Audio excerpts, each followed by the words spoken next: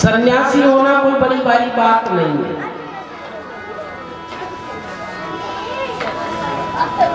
भगवान का भक्त होना भी कोई बड़ी बात नहीं है, लेकिन गृहस्थी होना बहुत बड़ी बात है। सन्यासी तो अपने आप एक है, जिधर चलते उधर ही चलते, किसी की कोई चिंता नहीं, एक ही चिंतन है परमात्मा का। लेकिन घर गृहस्थ चलाना बड़ा कठिन कार्य है। अगर गृहस्थ न हो तो सन्यास भी नहीं हो सकता। सन्यास का पालन भी गृहस्थ के द्वारा होता है। तो सन्यास बड़ा धर्म है, वो गृहस्थ बहुत बड़ा धर्म है। आप सब लोग अपना घर गृहस्थ को देखते हुए और भगवत भक्ति में लीन हैं, तो ये बहुत बड़ी बात है। आप अपना अमूल्य समय निकाल रहे हैं, तो इस अमूल्य समय को निकालकर इसका पूरा लाभ आप लें। तो एकाएक नंद बाबा को ध्यान आया कि मुझे तो मथुरा जाना है, मैंने तो कर देना है, टैक्स देना है, बिल भरना है बिजली का, पानी का। तो उस समय भी कुछ कर रूप में राजा लिया करते थे प्रजा से, और कर रूप में क्या लेते थे? जो है अन्न और माखन, दूध, दही आदि, ये सब करके स्वरूप राजा को दिया जाता था। तो नंद बाबा ने भगवती यशोदा जी से कहा, हे देवी, मुझे मथुरा जाना होगा, बड़ी भाग्य से हमें यह पुत्र रत्न प्राप्त हुआ, तुम इसकी अच्छी प्रकार से देखभाल करना।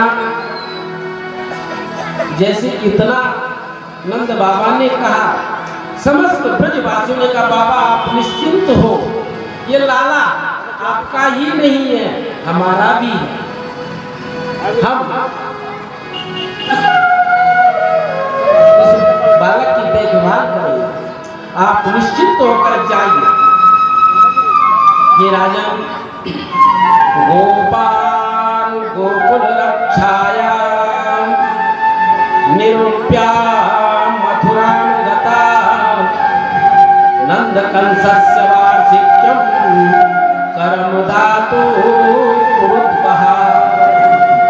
हे प्रणनंदन पर्ची जी महाराज, नंद बाबा ने मथुरा के लिए प्रस्थान किया। जैसे ही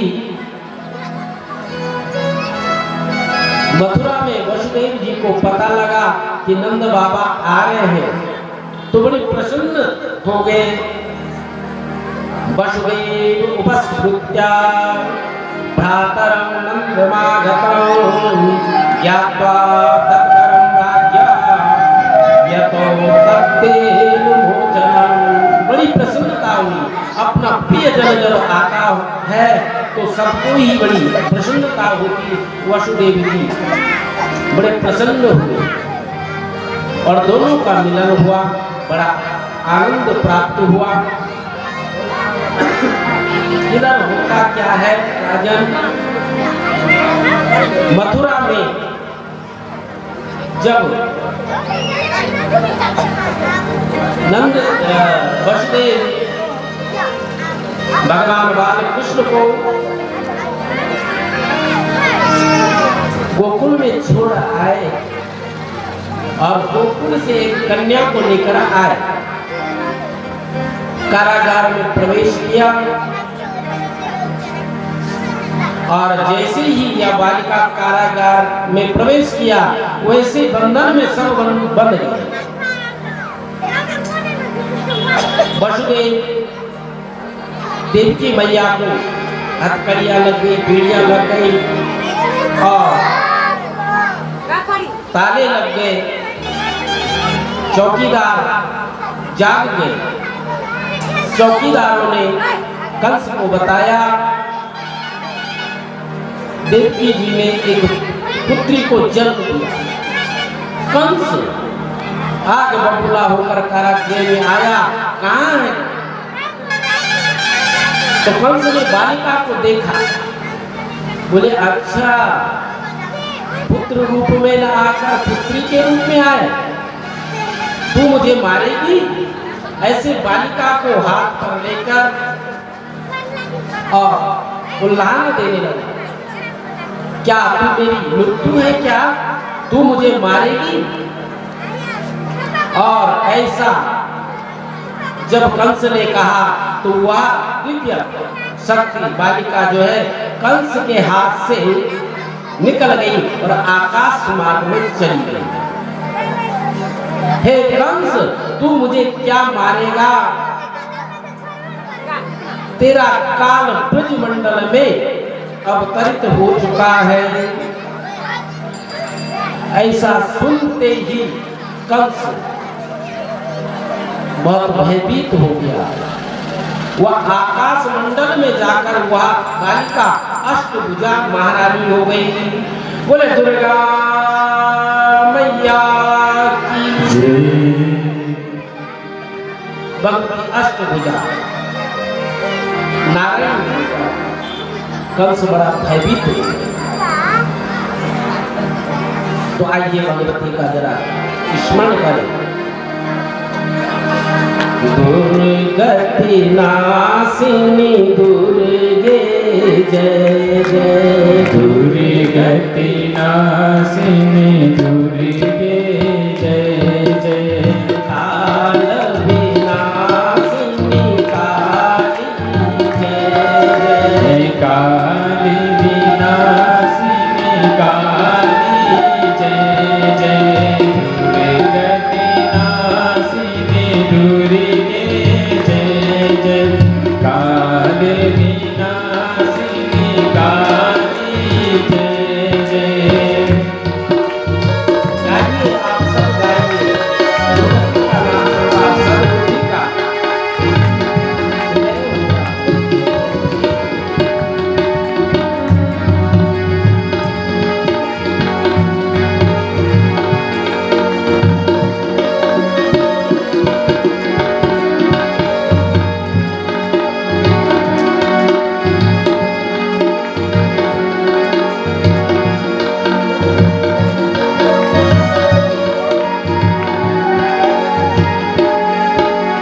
दुर्गति नाशिनी दुर्गे जय जय। काली विनाशिनी काली जय जय। दुर्गति नाशिनी काली जय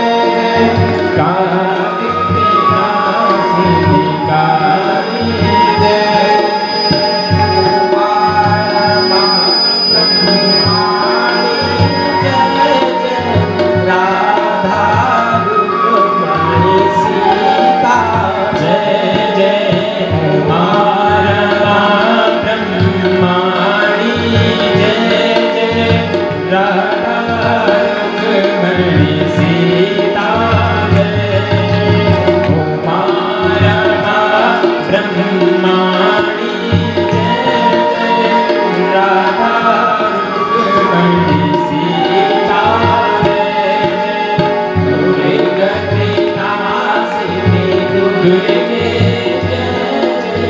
काली विनाशिनी काली जय जय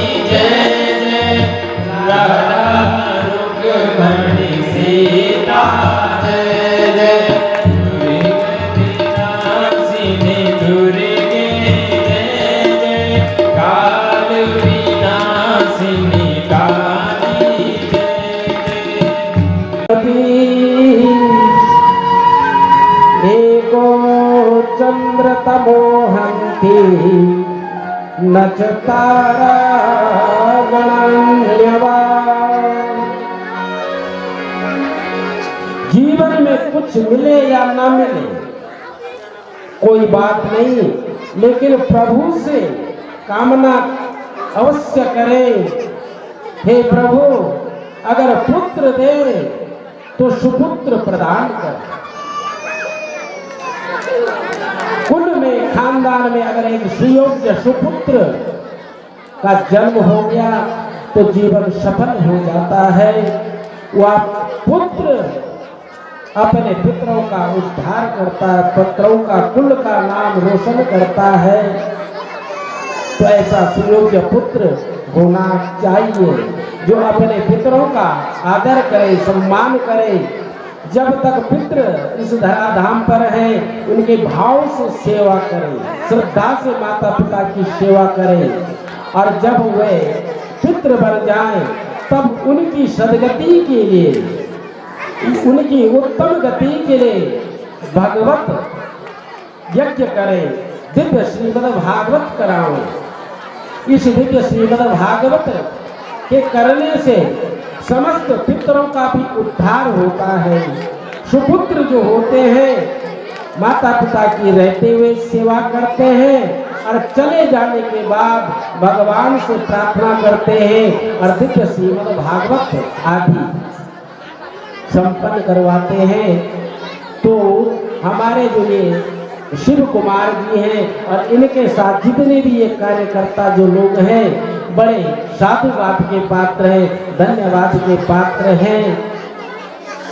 पुत्र सोई जो भगवान का अनुसरण करता है, पुत्रवती युवती जब सोई जास सुत रघुनाथ सेवक हो। वही माता धन्य है, वही पिता धन्य है जिनके पुत्र भगवत सेवा में संलग्न रहते हैं। कैकेयी ने कितना चाहा कि मेरा बेटा राजा बने, लेकिन बेटा इतना राजा नहीं, महाराजा है भरत जी। भरत ने राज्य का मुंह छोड़ा और केवल रघुनाथ की सेवा की, परमात्मा की सेवा की, राम की सेवा की। ऐसा भाई होना चाहिए जो भाई की सेवा के लिए सर्वस्व त्याग कर दे। ये हमारे वेद शास्त्र हमें सद्मार्ग सिखाते हैं। हमारे माता पिता हमारी आस्था का केंद्र होते हैं, संस्कार का केंद्र होते हैं। तो व्यासपीठ आप समस्त कार्यकर्ताओं को साधुवाद धन्यवाद देना चाहती हैं कि आपकी इसी प्रकार की वृत्ति बने रहे, सत्कर्म करें, शुभ कर्म करें। ऐसी मैं भगवान बालमुकुंद से प्रार्थना करूंगा। बोले भक्तवत्सल भगवान जय। आइए पूज्य पासी सुखदेव भगवान वर्णन करते हैं। हे राजन, एक दिन भगवान प्रातः काल ब्रह्म मुहूर्त में उठे, माँ को ढूंढने लगे। माँ कहीं दिखाई नहीं दी, क्योंकि माँ तो भगवान की सेवा के लिए तत्पर है। ब्रह्म मुहूर्त में क्या कर रही है? विचार आया कि मैं आज अपने बालक को ताजा माखन खिलाऊंगी। कपिला गाय का जो दूध है उसकी दही बनाई है और उस दही का मंथन कर रही है। हे राजन, माँ यशोदा की भक्ति को देखिए, श्रद्धा को देखिए, विश्वास को देखिए, प्रेम को देखिए। बड़े भाव से माँ यशोदा भगवान की सेवा के लिए क्या कर रही है? दधि मंथन कर रही है। इस दिव्य झांकी को देखिए। क्षौमं वाशं पृथुकटितटे बिभ्रति सूत्रनद्धम् पुत्रस्नेयाप्लुतकुजीवं जातकम्पं च शुभ्रो रज्ज्वाकरसहस्रमभुजदलत् कंकणो कुण्डले च शून्यं वक्त्रं कबलविरलं मालती निर्ममम था। हे राजन, यशोदा जी का जो यह विशाल विद्यमान जो शरीर है, इस शरीर पर सुंदर पीले रंग की साड़ी पहनी है, पीला स्वर्ण जटित हार पहना है, सुंदर करधनी पहनी है मां यशोदा ने, और अपनी बेड़ी पर एक सुंदर पुष्प लगाया है, मालती पुष्प। तो मालती पुष्प ने जब या मां की या दिव्य झांकी को देखा राजन, मालती पुष्प सोचने लगा, अरे मेरी तो यशोदा जैसी भक्ति नहीं है। यशोदा का देखो तन भी भगवान की सेवा करा, तन से दधि मंथन, मन से भगवान का स्मरण और वाणी से भगवान का कीर्तन, तन से भी मन से भी धन से समर्पण भाव से जो माँ यशोदा भगवत सेवा में लगी है, यह बड़ी दिव्य भक्त है। और मैं कुछ न होकर इस यशोदा के सिर पर बैठ मालती पुष्प सोचने लगा। और मालती निर्ममम था, यह मालती पुष्प सिर से बेड़ी से उतरकर मां यशोदा के चरणों में आकर नमन करने लगा, वंदन करने लगा। ऐसी दिव्य महिमा है मां भगवती यशोदा। भगवान आज ढूंढते ढूंढते पहुंचे, मां की इस दिव्य झांकी को देखा। भगवान ने मां का साड़ी का पल्लू पकड़ा और जैसे भगवान को देखा, मां ने दधि मंथन करना छोड़ दिया और अपने बालक को प्रेम से गोद पर बिठाया और स्तन पान कराने लगी, दुग्ध पान कराने लगी। हे राजन, थोड़ी देर हुई भगवान को दूध पीते हुए, इतने में मां यशोदा को ज्ञान हुआ, ध्यान आया, अरे मैंने तो कपिला गाय का दूध चूल्हे पर गर्म करने के लिए रखा है, कहीं दूध उफन न जाए, कहीं गिर न जाए। और एक ऐसे विचार करते ही भगवान को पटक दिया जमीन पर, दौड़ी रसोई घर की तरफ दूध को बचाने के लिए। अब भगवान ने देखा, अरे भोली मैया, पूत को तो फेंक दिया और दूध को बचाने चली गई। अरे दूध तो मेरे ही लिए है, मैंने ही तो पीना था। दूध का इतना सम्मान और मेरा इतना अपमान। भगवान क्रोधित हो गए और भगवान ने क्या किया, वो दधि मंथन का जो भाजन था, बर्तन था, उसको गिरा दिया और आगे चले। जितने दही दूध के बर्तन थे सबको गिरा के चल दिए। अब जब माँ आई, माँ ने देखा ये दृश्य, तो माँ पहले बड़ी खुश हुई, बहुत प्रसन्न हुई, मेरा लाला बड़ा हो गया है, अब तो बर्तन गिराने लग गया है। आप हम भी जब हमारा बालक घर में जब कुछ बर्तन गिराने लगता तो हम खुश होते हैं। माँ यशोदा खुश हुई, प्रसन्न हुई। फिर भी यशोदा को चिंतन आया, नहीं नहीं, ये मेरे बालक की जीवन की पहली गलती है। आज इसने बर्तन तोड़ डाले, दूध दही गिरा डाली, नहीं, आज इसको दंडित करना चाहिए। और माँ यशोदा हाथ पर छड़ी लेकर और भगवान का पीछा करने लगी। राजन, आगे आगे मेरे कन्हैया और पीछे पीछे माँ यशोदा छड़ी को लेकर। भगवान डर के कारण भाग रहे हैं, कहीं माँ मुझे दंडित ना करे। तो अब भगवान पूरे नंद भवन में भ्रमण करने लगे, दौड़ते दौड़ते पीछा करते करते माँ यशोदा थक गई।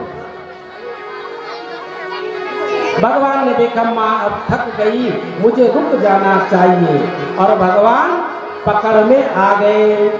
माँ ने पकड़ा और कुल्लाना दी, अरे तू बड़ा शैतान हो गया, तुझे दंडित करना पड़ेगा। इन हाथों से तूने ये बर्तन गिराए, मैं आज इन हाथों को बांध देती हूँ। और माँ ने रस्सी ली और भगवान का हाथ बांधने लगी। हे राजन, जब माँ यशोदा हाथ बांध रही है तो वह रस्सी 2 उंगल छोटी पड़ गई। माँ ने दूसरी रस्सी लाई, वह भी 2 उंगल छोटी पड़ गई। माँ ने तीसरी रस्सी लाई, वह भी 2 उंगल छोटी पड़ गई। जितने नंद भवन में रस्सियां थी सब लाई, परंतु सारी रस्सियां 2 उंगल छोटी पड़ रही। भगवान बंधन में नहीं आ रहे हैं। इसका मतलब भगवान क्या बताना चाहते, क्या जताना चाहते? भगवान कहते मैं किसी के डर के कारण किसी के बंधन में नहीं आता हूँ। मैं किसी के लालच देने के कारण किसी में बंधन में नहीं आता हूँ। मैं किसी के भय के कारण बंधन में नहीं आता हूँ। मुझे अगर अपना बनाना चाहते हो तो मुझे भक्ति और प्रेम से बांधा जा सकता। बिना प्रेम और बिना भक्ति मुझे जगत में कोई नहीं बांध सकता है। मुझे बांधने के लिए भाव चाहिए, श्रद्धा चाहिए। बिना श्रद्धा का मैं किसी के बंधन में नहीं आता हूँ। भाव बिन बाजार में मिले नहीं वस्तु मोल, भाव बिन हरि को मिले भाव सहित हरि को। तो भाव के साथ में बनता हूँ। यशोदा मैया की जो हेगड़ी थी, जो अज्ञान था, वह जाता रहा। फिर प्रेम से माँ यशोदा ने भगवान को बंधन में डाल दिया। जिस जगदीश्वर ने पूरे जगत को बंधन में डाला, उस जगदीश्वर को आज माँ यशोदा ने बांध दिया। और क्या किया? एक उखल से बांध दिया और अपने अन्य कार्यों में लग गया। जो टूट फूट हो गई थी, जो बर्तन गिर गए थे, उनको संभालने में लगी। भगवान को ही राजन इधर मौका मिला और भगवान ने अपनी आगे की लीला प्रारंभ की। भगवान ओखरी को लेकर निकले आंगन में, और आंगन में यमलार्जुन नाम के 2 पेड़ हैं, जुड़वा पेड़ है। भगवान उनके बीच से निकले और तनिक सा इशारा किया और भगवान के स्पर्श से दोनों पेड़ धड़ाम से गिर पड़े। और जैसे दोनों पेड़ गिरे, हे राजन, वहां से 2 अद्भुत पुरुष, दिव्य पुरुष प्रकट हुए। बोले भक्त वत्सल भगवान की जय। दोनों दिव्य पुरुषों ने मेरे गोविंद का नमन किया, वंदन किया, प्रार्थना करने लगे। मेरे गोविंद ने कहा, प्रार्थना करने का अवसर नहीं, फटाफट बोलो तुम्हें क्या चाहिए, तुम्हारी क्या कामना है, क्या इच्छा है, बताइए। इन दिव्य पुरुषों ने कहा, हे प्रभु, अब हमारी कोई कामना नहीं, हम जन्म जन्मांतर के दुखी हैं, अपने अपराधों के कारण आज हम दंडित हैं। आज आपका संस्पर्श हो गया, आपका दर्शन हो गया, अब हमें कुछ नहीं चाहिए। भगवान ने कहा, नहीं नहीं नहीं, अभी तुम्हारे मन में कुछ इच्छा है, आप मांग लो। ये दोनों कुबेर पुत्र हैं। इन कुबेर पुत्रों का अपराध आज भगवान ने माफ किया। इन कुबेर पुत्रों ने भगवान के चरणों में निवेदन किया, हे प्रभु, हमारी ऐसी कोई इच्छा है नहीं, अगर आप देना ही चाहते तो दीजिए। अब बताओ, भगवान हमारे सम्मुख खड़े हो जाएं। भगवान बोले, भक्त क्या चाहिए? अब सोचो हम क्या क्या मांगे, जरा विचार कर, हम क्या क्या मांगेंगे। लेकिन इन्होंने वो अनावश्यक चीजें नहीं मांगी। क्या मांगा भगवान से? बाणी गुणानुकथने श्रवण कथाया हस्तौ जकर्म सुमन स्तभ पादयोर्ना स्मृत्या शिरस्तव निवास जगत् प्रणामे सतां द्रसने स्तुलोना। हे प्रभु, अगर आप कृपा करना चाहते हैं तो हमें दीजिए, आशीर्वाद दिए। आज के बाद हम सदैव अपनी वाणी से आपका कीर्तन करें। वाणी गुणान कथने श्रवणम कथाय। क्या मांग रहे कुबेर पुत्र भगवान से? हम सदैव आज के बाद हम भौतिक चर्चा न करें, केवल आपका गुणानुवाद करें, आपका कीर्तन करें अपनी वाणी से। श्रवणो कथायाम, अपने कानों से हम आपकी कथा श्रवण करें। हस्तौ च कर्म सुमन, अपने हाथों से हम सदैव आपकी सेवा करें और मन आपके चरणों में सदैव लगा रहे, ऐसी हमारी कामना है। और दृष्टिं सतां द्रसने स्तुभवत्वलोनम, अब हम अपनी दृष्टि से, अपनी नजर से इस संसार को नहीं देखना चाहते हैं। अब केवल हम अपनी दृष्टि से आपको और आपके भक्तों को, आपके संत जनों का दर्शन करना चाहते हैं। यही हमारी कामना है, यही हमारी इच्छा है। भगवान ने कहा तथास्तु, तुम्हारा मनोरथ पूर्ण हो। और भगवान ने कहा जाओ अपने लोक, जाओ कुबेर लोक, अपने लोक को संभालो। ये कुबेर के पुत्र हैं, इनसे अपराध हो गया था, इन्होंने संतों का अपराध किया था, नारद जी का अपराध किया और नारद जी ने इन्हें श्राप दिया। एक दिन ये कुबेर पुत्र नलकुबर और मणिग्राम तालाब में स्नान कर रहे थे, वैसे स्त्रियों के साथ नग्न। जैसे नारद जी आए तो स्त्रियों ने तो फटाफट वस्त्र धारण किए, लेकिन इन मनोरवत कुबेर पुत्रों ने वस्त्र धारण नहीं किया, संत का नमन नहीं किया, संत का वंदन नहीं किया। और नारद जी ने श्राप दिया, तुम तो पेड़ के जैसे एक जगह में खड़े हो, जाओ मैं तुम्हें श्राप देता हूँ, तुम पेड़ बन जाओ। और नारद जी का श्राप मिला और वही आज नंद भवन में यमलार्जुन के नाम से प्रसिद्ध है। आज भगवत कृपा से जब इन्होंने क्षमा याचना मांगी तो नारद जी ने कहा जब द्वापर में भगवान कृष्ण का जन्म होगा, उनका स्पर्श होगा, तुम्हारा उद्धार हो जाएगा। बोले भक्तवत्सल भगवान जय। ऐसे दयालु है मेरे गोविंद। तो आइए इनका भजन करें, कीर्तन करें। कथा तो भूल जाएंगे आप, कथा जितनी भी सुनाई स्वाहा, यहाँ से सुना, यहाँ से गायब, लेकिन कीर्तन आपका बना रहेगा। तो आइए मेरे गोविंद का कीर्तन करें। कुबेर पुत्र भी कीर्तन करने की कामना करते हैं और आप भी चाहते हैं। कथा कम सुनना चाहते हैं लोग, कीर्तन ज्यादा करना चाहते हैं। तो आइए कीर्तन करें। मुझे दास बना के रख लेना भगवान तो अपने चरणों में। मुझे दास बना के रख लेना भगवान तो अपने चरणों में। मुझे दास बना के रख लेना भगवान तो अपने चरणों में। भगवान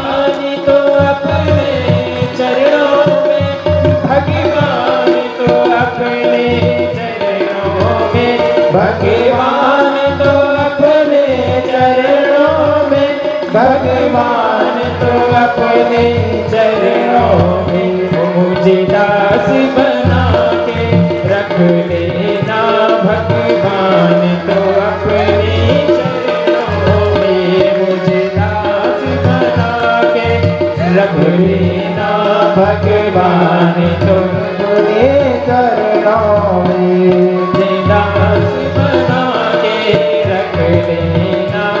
भगवान तो अपने चरणों में। मुझे दास बना लेना भगवान तो अपने चरणों में।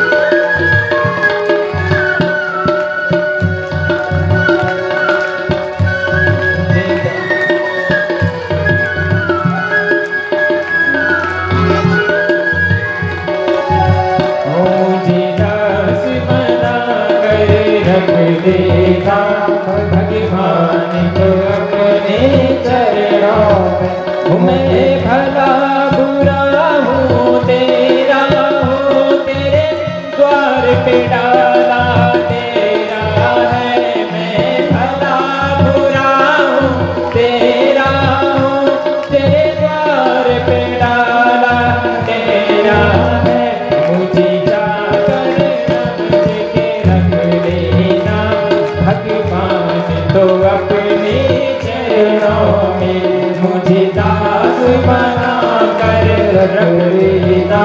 भगवान तो अपने चरणों में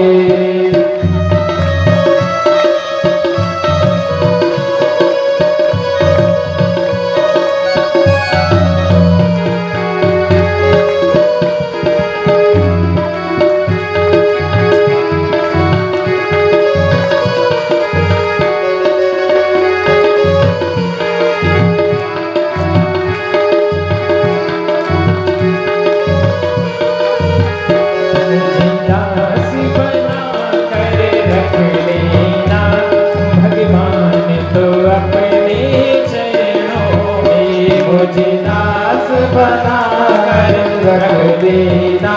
भगवान अपने चरणों में मुझे दास बना कर रख लेना। भगवान तो अपने चरणों में मुझे दास बना रख देना। भगवान अपने चरणों में भगवान तो अपने चरणों में भगवान तो अपने चरणों में भगवान तो अपने चरणों में भगवान तो अपने चरणों में मुझे दास बना कर रख लेना। भगवान तो अपने चरणों में मुझे दास बना कर रख लेना। भगवान तो अपने चरणों में मुझे दास बना कर रख लेना। भगवान तो अपने चरणों में भगवान तो अपने चरणों में राधे श्याम तो अपने चरणों में भगवान तो अपने चरणों में सीताराम तो अपने चरणों में मुझे दास बना कर रख लेना। भगवान तो अपने चरणों में मुझे दास बना कर रख लेना। भगवान तो अपने चरणों में मुझे दास बना कर रख लेना। भगवान तो अपने चरणों में भगवान तो अपने चरणों में भगवान तो अपने चरणों में भगवान तो अपने चरणों बोल भक्तवत्सल भगवान की जय। पूज्य पाठ गुरुदेव भगवान श्री सुखदेव जी श्री परीक्षित जी महाराज को आगे की कथा श्रवण करा रहे हैं। हे राजन, अब भगवान अपनी गौ लीला का गौचारण की लीला प्रारंभ कर रहे हैं। भगवान गौचारण के लिए जब जंगल में जाते हैं तो सबका मंगल करते हैं। बरहा पीरम नटवर बपू कर्णयो कर्णिकारम विभ्राट् कपिशं वैजयन्तीं च मालां रन्दां तेनो गदर्शुदया पूरयन् गोपवृन्दे वृन्दारण्यं स्वपतिरमणं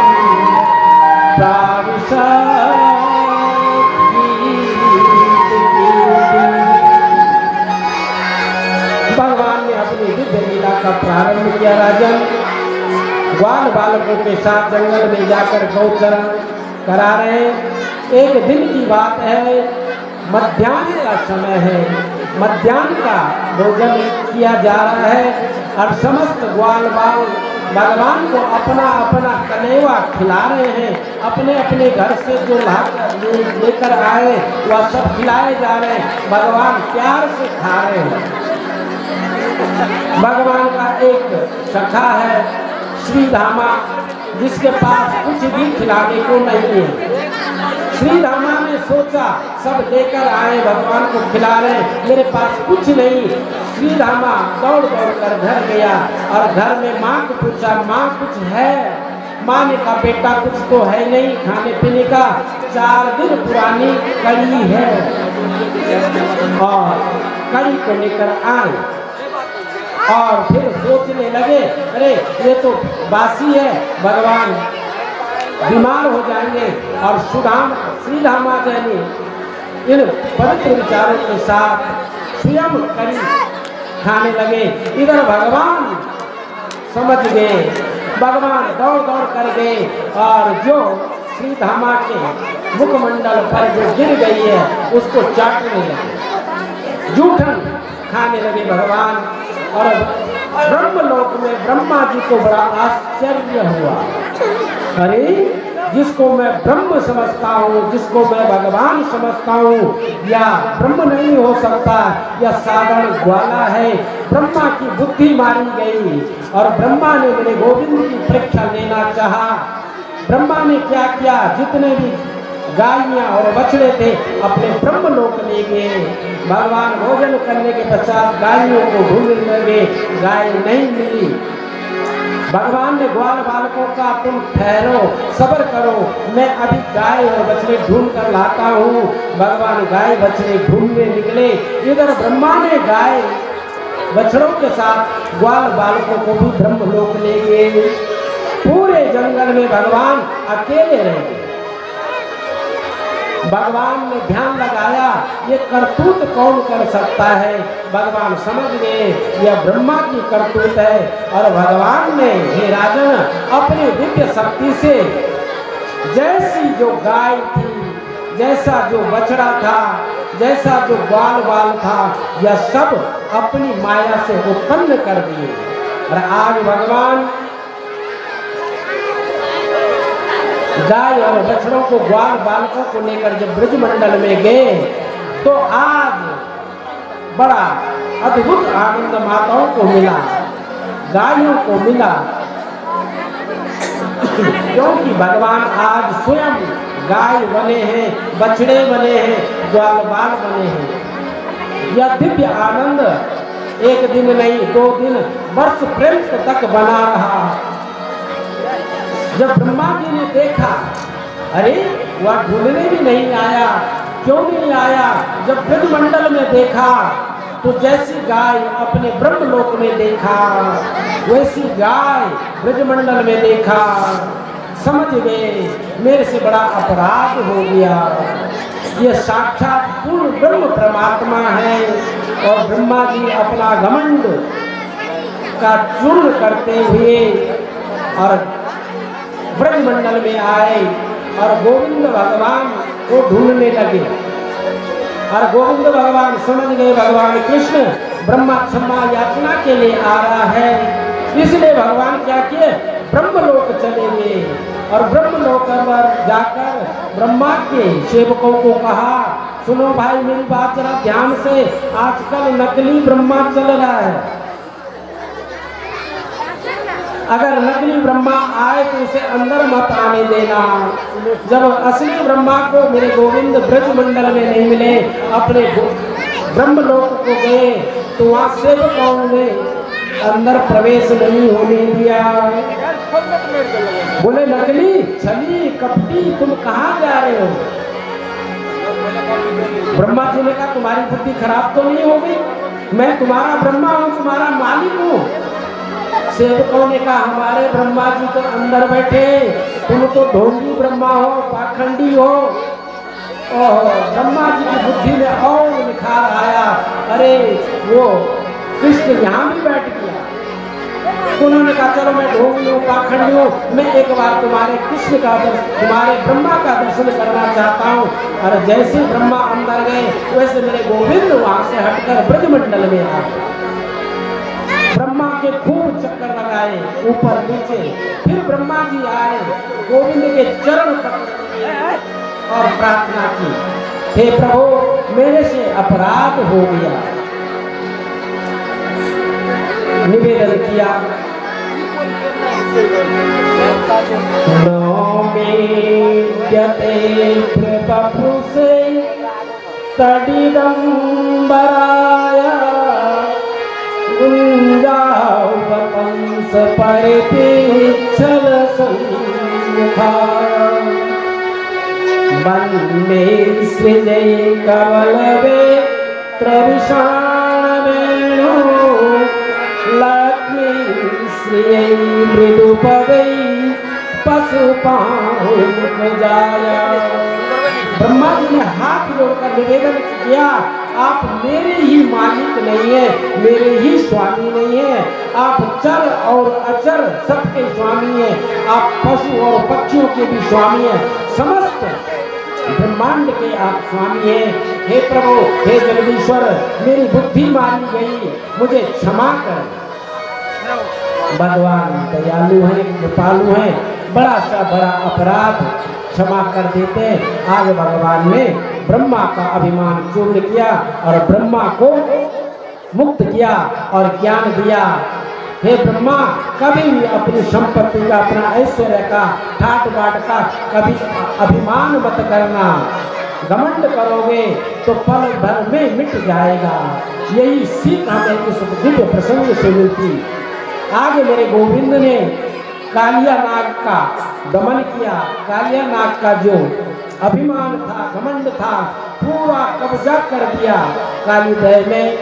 आज भगवान ने खेल खेल में मेरे गोविंद ने काली दह में प्रवेश करके और कालिया नाग का मान मर्दन किया, घमंड चूर्ण किया और नाग पत्नियों ने भगवान से प्रार्थना की, हमारे स्वामी का अपराध जो हो गया उसे क्षमा करो और इन्हें मुक्त कर दो।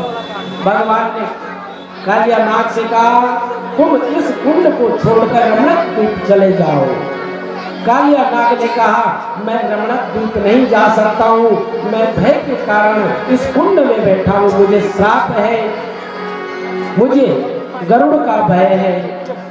भगवान ने कहा, ये कालिया नाग, अब आज के बाद तेरे सिर पर, तेरे फणों पर मेरे चरण अंकित होंगे और जिसके सिर पर मेरे चरण अंकित हो जाते हैं उसको जगत में किसी का भय नहीं रहता। और कालिया नाग भगवान का आशीर्वाद प्राप्त करके और रमणक द्वीप पर्वत पर चले गए। बोले कालिया मर्दन भगवान की जय। आगे राजन, इंद्र का अभिमान भगवान ने चूर्ण करना है। इंद्र भी बड़ा अभिमानी हो गया था। ब्रजमंडल में एक प्रथा थी, एक रिवाज था, साल भर में एक बार इंद्र की पूजा करते थे, क्योंकि इंद्र वर्षा के मालिक हैं। इंद्र बरसात करे तो फसल होगी, इंद्र बरसात ना करे तो फसल नहीं होगी। इसलिए ब्रजवासी आज नंद भवन में इंद्र की पूजा का संयोग बना है। समस्त ब्रजवासी इंद्र पूजा की तैयारी कर रहे। आज भगवान बड़े बाल स्वभाव में पूछ रहे, बाबा हमारे घर में इतने सारे लोग क्यों आए हैं, क्या कर रहे हैं, ये मेवा मिष्ठान क्यों बन रहे हैं। बाबा ने कहा, अरे बेटा हम लोग ना इंद्र देवता की पूजा करते हैं, इंद्र की पूजा के लिए मिष्ठान बन रहे हैं। तो भगवान कह रहे, थोड़ा सा मैं भी मिष्ठान ले लूं। तब तक बाबा ने कहा, ना ना ना, तुम मिष्ठान नहीं ले सकते हो, पहले भगवान का भोग लगेगा, इंद्र देवता का पूजन होगा, तब तुम मिष्ठान लेना। तो भगवान बाल कह रहे, हे पिताश्री बताओ क्यों आप इंद्र का पूजन करते हैं, हम तो ग्वाल बाल हैं, गाय चुराने वाले, बरसात हो या ना हो हमें क्या फर्क पड़ता है। हमें अगर पूजा करनी है बाबा तो हमें गिरिराज की पूजा करनी चाहिए। जिस गिरिराज से हमारी गौ सेवा होती है, गौ का पालन होता है, ऐसा सुनते ही राजन नंद बाबा ने भगवान को डांट लगाई, चुप रहो, जानते कुछ हो नहीं, जो मन में आया बोल देते हो। अन्य ब्रजवासियों ने कहा बाबा बालक को डांटने की आवश्यकता नहीं, ये जो करता है वो ठीक ही करता है, जो बोलता है वह ठीक ही बोलता है, इसलिए इसकी बात को ध्यान से सुनो। और समस्त ब्रजवासियों ने मेरे गोविंद की बात को सुना और भगवान बाल मुकुंद कहने लगे कि हमें इंद्र की पूजा नहीं, हमें आज गिरिराज की पूजा करनी है। और आज समस्त ब्रजवासी अपने अपने छत्रों पर, अपनी अपनी बैलगाड़ियों पर मेवा, मिष्ठान, फल, पुष्प आदि पूजन की सामग्री को लादकर और गिरिराज की तरफ प्रस्थान किया और गिरिराज की तलहटी पर जाकर गिरिराज का पूजन करने लगे।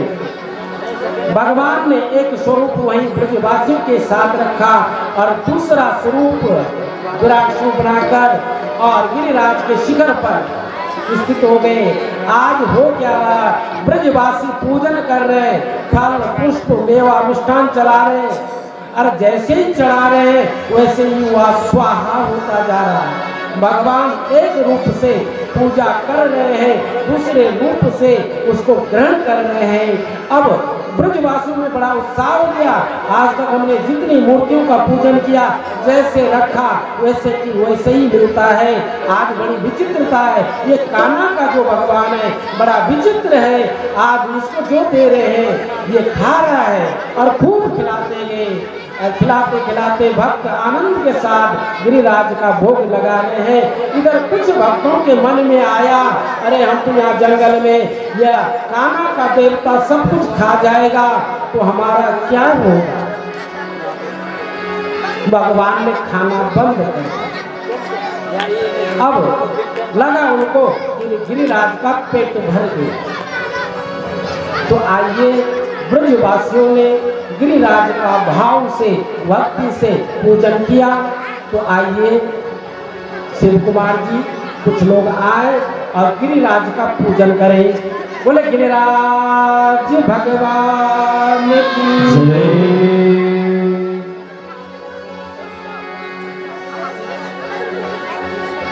तो आप सब लोग उठेंगे नहीं, बैठे बैठे पूजा तन से कम और मन से ज्यादा होती है। तो यहाँ पर व्यवस्था बनाने के लिए एक आध आदमी यहाँ आकर पूजन करेंगे, बाकी आप अपने स्थान पर। भगवान तो दयालु है, आपके हृदय में बस जाएंगे, आपके मंदिर में बस जाएंगे मन में। तो बैठे बैठे भगवान का पूजन करें और इधर भगवान गिरिराज का कीर्तन करें। बोले गिरिराज भगवान की जय।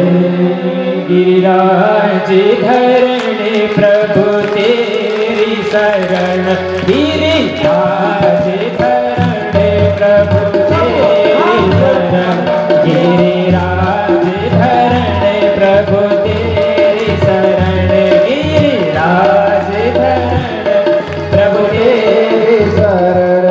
प्रभु जी तेरी शरण, प्रभु जी तेरी शरण, प्रभु जी तेरी शरण, प्रभु जी तेरी शरण। ओ गिरिराज धरणे प्रभु तेरी शरण, गिरिराज धरणे प्रभु तेरी शरण, गिरिराज धरणे प्रभु तेरी शरण, गिरिराज धरणे प्रभु तेरी शरण। प्रभु जी तेरी शरण, प्रभु जी तेरी शरण, प्रभु जी तेरी शरण, प्रभु जी तेरी शरण। ओ गिरिराज धरणे प्रभु तेरी शरण, गिरिराज धरणे प्रभु जी तेरी शरण।